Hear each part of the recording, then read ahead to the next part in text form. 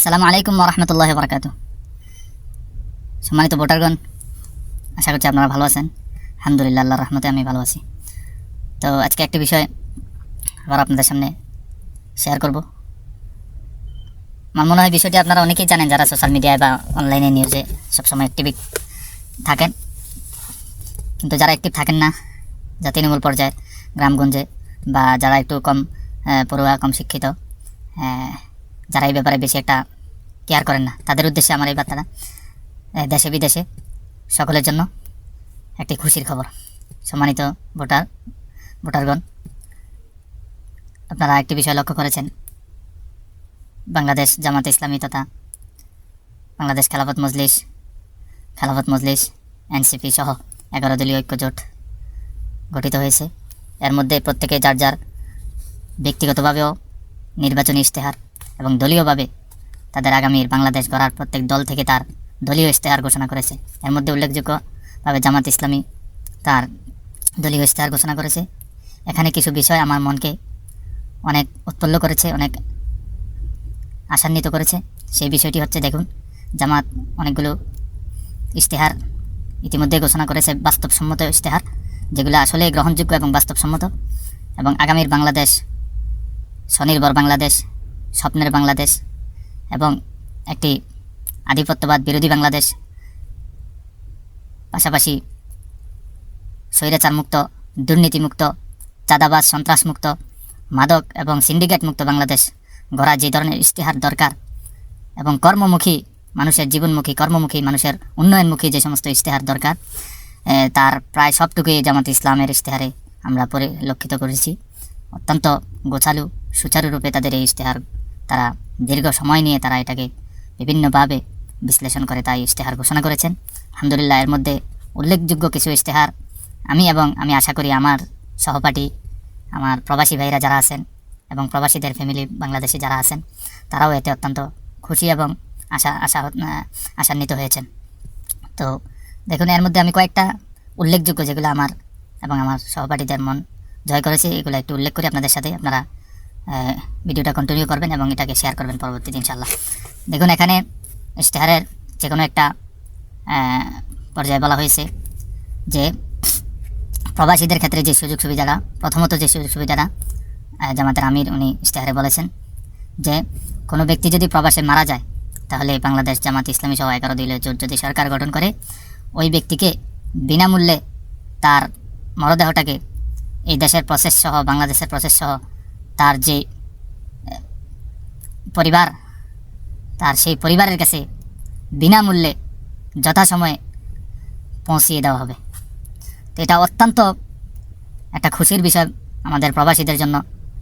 পৃথিবীর যে প্রান্তেই থাকুক, যে কোনো প্রবাসী হোক, সে যদি এদেশে মারা যায়, তখন তার এই মরদেহটাকে, আগে যেভাবে 54 বছর বিভিন্ন মানুষ ক্ষমতায় এসেছে, বিভিন্ন সরকার গঠন হয়েছে, কিন্তু এই ব্যাপারে কোনো উদ্যোগই নেওয়া হয় নাই, অথচ এই প্রবাসীদের রেমিটেন্সের বেশিরভাগ অর্থ দিয়েই কিন্তু দেশ পরিচালিত হচ্ছিল এবং হচ্ছে। তো সেই জন্য এই উদ্যোগটা অত্যন্ত বিচক্ষণতার একটা পরিচয়। আমি আশা করব এরপরে প্রবাসীদের আর কোনো, এই যে প্রবাসীরা এখানে এসে দিনরাত পরিশ্রম করে, তারা বিভিন্ন রোগে আক্রান্ত হয়ে বিভিন্ন বিপদে, অ্যাক্সিডেন্টে, দুর্ঘটনায় মারা যায়, তো তাদের লাশটাকে পরে সম্মান দেওয়া হয় না, এদেশেও সম্মান দেওয়া হয় না, দেশীয়ভাবেও কোনো সরকার থেকে এই পর্যন্ত কোনো উল্লেখযোগ্য উদ্যোগ নেওয়া হয় নাই। তো আমি আশা করব জামাতের এই ইশতেহারের মাধ্যমে যদি আগামী সরকার গঠন হয়, তাহলে প্রবাসীরা এই ক্ষেত্রে অনেকটা সুযোগ সুবিধা পাবে। তো এটা অত্যন্ত খুশির বিষয়। তো আমি প্রবাসীদের উদ্দেশ্যে বলবো, আপনারা এই বিষয়টা খেয়াল করবেন ইনশাল্লাহ, আপনাদের পরিবার, ফ্যামিলি সকলকে এই বিষয়ে জানাবেন। পরিবারকে বিষয়গুলো জানালে তারা উদ্বুদ্ধ হবে ভোট দিতে। তো এটা একটা গেল। আরেকটা বিষয় হচ্ছে, দেখেন, জামাত, বিভিন্ন দল বলে যে জামাত সহ 11 দলীয় জোট নারীদের ক্ষমতায়নে বিশ্বাসী না, নারীদেরকে তারা তুচ্ছতাচ্ছিল্য করে, নারীদেরকে তারা কর্মমুখী করবে না, ঘরোয়া করে দিবে। এগুলো হচ্ছে ভাই ভাওতাবাজি, ভুল। দেখেন, নারীদের ব্যাপারে ইসলাম এবং জামাত ইসলাম সহ 11 দল কী পদক্ষেপ নিছে, যে নারীদের আগে কর্মঘণ্টা 8 ঘন্টা ছিল। আল্লাহ এবং আল্লাহ রসুল বলছেন নারীদের কাজ হচ্ছে ঘরে। এটা কিন্তু কোরআনের এবং হাদিসের কথা। নারীরা ঘর সামাল দিবে, পুরুষেরা বাহির সামাল দিবে। এখন আমরা কিছু প্রগতিশীল, নারীবাদী, সুশীল নামের কলঙ্ক, আমরা শুধু নারীদেরকে আমাদের মতো করে বাইরে ছেড়ে দিতে চাচ্ছি। যেই নারী থেকে আমরা জন্মগ্রহণ করেছি, যেই মাদের থেকে আমরা আমাদের মতন সন্তান, সূর্য সন্তানরা জন্মগ্রহণ করেছে, আমরা ওই নারীদেরকে ভিনদেশীদের মতন বেহায়াপনার মধ্যে ছেড়ে দেওয়ার জন্য আমরা উঠে পড়ে লাগি, আমরা বেপরদার দিকে উঠে পড়ে লাগি। আমাদের নারীদের রাস্তাঘাটে লাঞ্ছিত হোক, এটা আমরা চাই। কিন্তু আমরা চাই না যে আল্লাহ রসুল যেভাবে নারীদেরকে সম্মান করেছেন, কোনো কোনো ক্ষেত্রে নারীদেরকে পুরুষের চেয়ে বেশি অধিকার এবং সম্মান দিয়েছেন, এগুলো আমরা বুঝতে চাই না। আমরা শুধু কেবল ওই ভিনদেশি পশ্চিমাদের এজেন্ডা বাস্তবায়নের জন্য, নারীদেরকে বেহায়া বেলাল্লাপনার দিকে ছড়িয়ে দেওয়ার জন্য, বাহিরে মানুষের ওই যে মুরগিকে যেমন শিয়ালের খোরাক বানায়, এই নারীদেরকে এভাবে বখাটেদের খোরাক বানানোর জন্য আমরা শুধু বাইরে আনতে চাইতেছি। এটা আসলে ধর্মবিরোধী। এটা হচ্ছে ইসলাম এবং কোরআন হাদিসের বিরোধী। ইসলাম এবং কোরআন এবং ইসলামী দল যেটা মনে করে যে নারীদেরকে তার যথাযথ স্থানে তাকে সহমর্যাদা দিয়ে, সর্বোচ্চ সম্মান দিয়ে তাকে ওখানেই তার ব্যবস্থা করা। তো এই ক্ষেত্রে জামাত ইসলাম বলেছেন যে নারীদেরকে ঘরে তাদেরকে সময় দিতে হবে বেশি। তাদের কাজের ঘন্টা যে 8 ঘন্টা ছিল সেটাকে কমিয়ে 5 ঘন্টা করা হবে। কিন্তু সেক্ষেত্রে আরেকটা প্লাস পয়েন্ট কি, যে কাজের ঘন্টা যদি 5 ঘন্টা হয়, তবুও সে 8 ঘন্টা কাজ করার ফলে যে বেতনটা, যে স্যালারিটা সে পাইতো, এটা পাবে। আলহামদুলিল্লাহ, কত সুন্দর সিস্টেম। এবং এই যে 3 ঘন্টা তাকে কমিয়ে দেওয়া হলো, এই 3 ঘন্টা চেয়ে তার ফ্যামিলি, তার বাচ্চা কাচ্চা, তার শ্বশুর শাশুড়ি, তার আত্মীয় স্বজনকে সে সময় দিবে। এটা তো অত্যন্ত সুন্দর এবং একটা সুশৃঙ্খল একটা সমাজের জন্য, একটা সংস্কৃতির জন্য এটা বড় একটা সুসংবাদ, সুবার্তা। তো আমি মনে করি এক্ষেত্রে নারীরা তারা বিবেচনা করবে যে আগামী সরকার কাকে গঠন করবে, কাকে বিবেক বুদ্ধি খরচ করে কাকে ভোট দেবে। নারীদেরকে এই বিষয়ে চিন্তা ভাবনা করে আগামী 12 তারিখ ভোটটা দিতে হবে ভাই। আমি সম্মানিত মা এবং বোনদেরকে বলবো, আপনারা সকল দলের ইশতেহারগুলো পড়ুন, দেখুন, জানুন, তারপরে আপনারা চিন্তা ভাবনা করুন। এবং আল্লাহকে ভয় করে নিজের শান্তি, দেশের শান্তি, স্বাধীনতা, স্বকীয়তা রক্ষার জন্য, এবং শহীদদের আত্মার শান্তির জন্য হলেও আপনারা এবারের ভোটটাকে অত্যন্ত বিচক্ষণতার সাথে চিন্তা ভাবনা করে দিবেন। এই গেল নারীর একটা বিষয়। এরপরে দেখুন শিশুদের বিষয়ে যে বিষয়টা বলা হয়েছে, যে 0 বয়স থেকে, আজকে জন্মগ্রহণ করছে, আজকে থেকে নিয়ে 5 বছর পর্যন্ত শিশুদের সমস্ত মেডিকেল খরচ ফি, যদি জামাত সহ 11 দল জোট ক্ষমতায় আসে, তাহলে তারা এটা ফ্রি করে দিবে। এই বিষয়গুলা আপনি বলুন তো কোন সরকার আজকে 54 বছরে করেছে বা দিছে? আপনি দেখান একটা প্রমাণ। যদিও কেউ করে থাকেন নামকা অবস্থায়, কোনো কাজে নাই।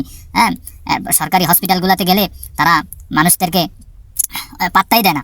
ডাক্তাররা যেন এক একজন ম্যাজিস্ট্রেট এবং মন্ত্রী হয়ে বসে থাকেন। মাঝে মধ্যে মন চায় তাদেরকে থাপড়াইয়া কান গরম করে নেওয়ার জন্য। কথা বুঝছেন?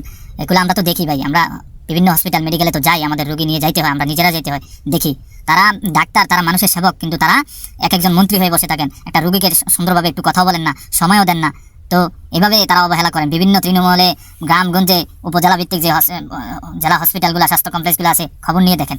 এত অবহেলিত মানুষ, এত ভোগান্তিতে পরে বাধ্য হয়ে মানুষ প্রাইভেট হসপিটালে যাইতে হয়। সেক্ষেত্রে দেখা গেছে অনেকের মৃত্যুও হইতে হয়, কারণ প্রাইভেট হসপিটালগুলোর মধ্যে অনেকে অটো পাস হয়ে ডাক্তারি করে, তারপরে ভুল করে সিজার করে মানুষে মেরে ফেলে। তো এই জন্য ভাই, এই সরকারি সকল স্থাপনাগুলোকে, কর্মগুলোকে, সকল কর্মকৌশলগুলোকে এবার শক্তিশালী করতে হবে।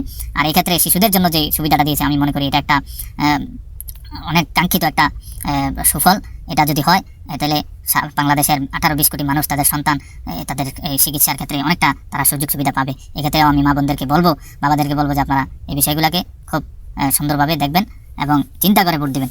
এরপরে দেখুন শিশুদের ক্ষেত্রে গেল, এবার আসুন নারী এবং পুরুষ উভয়ের ক্ষেত্রে আরেকটি বিষয়, আরেকটি ইশতেহার তারা বলেছে যে যদি কোনো নারী এবং পুরুষ 60 বছরে উত্তীর্ণ হয়, 60 বছরে উপনীত হয়, তারপরে 60 বছর থেকে সে যত বছর বাঁচবে তার জন্য মেডিকেল খরচ ফ্রি।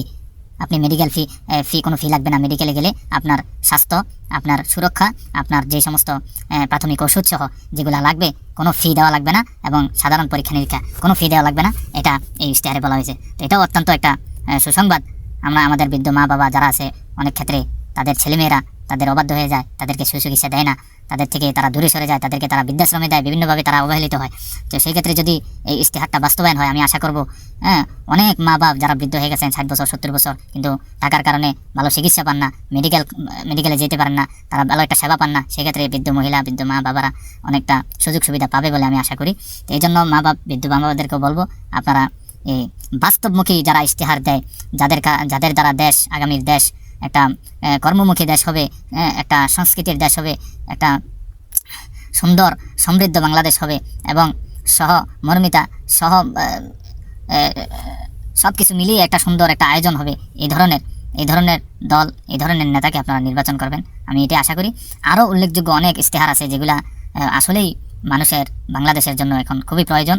তো আসলে এতগুলা বলতে গেলে অনেক সময় দরকার। আপনারা ইশতেহারগুলো দেখে নেবেন। তারা ইশতেহার বই আকারেও সাজাইছে এবং ভিডিও আছে, এবং এটা লিখিত আকারে বিভিন্ন পেপার পত্রিকা আছে, চাইলে আপনারা তথ্য নিতে পারেন। সবগুলা ইশতেহার দেখবেন, যাদের দিকে আপনাদের মন বলবে যে এটা আমার কাজে দিবে, এটা আসলে বাস্তবমত, এটা আসলে দেশের জন্য কল্যাণ, তাহলে আপনারা বিবেক বুদ্ধি খরচ করে ওইদিকে আপনারা ভোট দিবেন, ওই নেতাকে জয়যুক্ত করবেন, ওই দল ওই জোটকে জয়যুক্ত করে আগামীর বাংলাদেশকে পরিচালনার দায়িত্ব আপনারা দিবেন, এটাই আমি আপনাদের কাছে আশা করি। তো ভালো থাকবেন। বিশেষ করে প্রবাসীদেরকে বলছি, আপনারা অবশ্যই বিবেচনা করে ভোট দিবেন। আপনাদের পরিবার ফ্যামিলিকে আপনারা দাওয়াত দিবেন, তাদেরকে বলবেন, তাদেরকে জানাবেন যে এই দল এই ইশতেহার, ওই দল এই ইশতেহার, এভাবে এভাবে বলবেন কোনটা ভালো দিক কোনটা খারাপ দিক। তারা তাদের বিবেচনা বিবেক বুদ্ধি খরচ করে তারা দেশে ভোট দিবে, আপনারা দেশ ভোট দেওয়ার জন্য উদ্বুদ্ধ করবেন, এটাই আমি আশা করি। তো ভালো থাকবেন। 12 তারিখ সকলে ভোট কেন্দ্রে যাবেন, গিয়ে সুন্দরভাবে শান্তিরূপে ভোট কেন্দ্রে ঢুকে সুন্দরভাবে আপনি আপনার ভোট নামক আমানতকে আপনার যথাযোগ্য প্রার্থীকে ভোট দিয়ে আপনি নিরাপদে আসবেন, এটাই আশা করি, প্রত্যাশা করি। ভালো থাকবেন, ভালো থাকবেন, বাংলাদেশ ভালো থাকবে, আমরাও ভালো থাকবো ইনশাল্লাহ। আসসালামু আলাইকুম।